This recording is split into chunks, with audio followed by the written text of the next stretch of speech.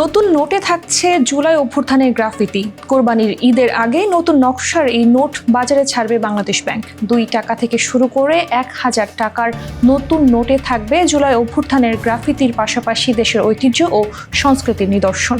এরই মধ্যে সব নোটের ডিজাইন ঠিক হয়েছে বলে জানা গেছে। বাংলাদেশ ব্যাংকের সূত্রে জানা যায়, নতুন নকশার নোট ছাপাতে কমপক্ষে 1 থেকে 1.5 বছর সময় লাগে। তবে গ্রাহকদের চাহিদা মাথায় রেখে কোরবানির ঈদের আগেই নতুন নোট ছাড়া হবে। নতুন 9 ধরনের নোট ছাপানো হলেও সবগুলো এখনই পাওয়া যাবে না।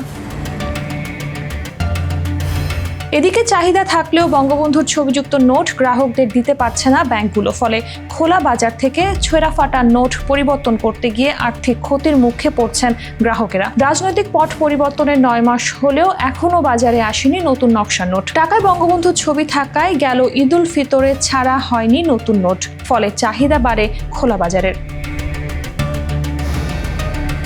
নতুন নোটের সংকটে গ্রাহকদের হাতে বেড়েছে ছেঁড়া ফাটা নোটের সংখ্যা। ফলে অনেকেই পুরনো কিংবা ছেঁড়া ফাটা নোট পরিবর্তন করছেন রাজধানী গুলিস্তান ও মতিঝিল এলাকায়। বাড়তি টাকায় এসব নোট পরিবর্তন করতে গিয়ে আর্থিক ক্ষতি হচ্ছে গ্রাহকদের। এদিকে ব্যাংকগুলোতে ছেঁড়া ফাটা নোট পরিবর্তন করতে গ্রাহকদের অনেক নিয়ম নীতির মধ্যে পড়তে হচ্ছে। ভোল্টে বঙ্গবন্ধু ছবিযুক্ত নোট থাকলেও বাংলাদেশ ব্যাংকের নির্দেশনা অনুযায়ী গ্রাহকদের তা দিতে পারছে না ব্যাংকগুলো।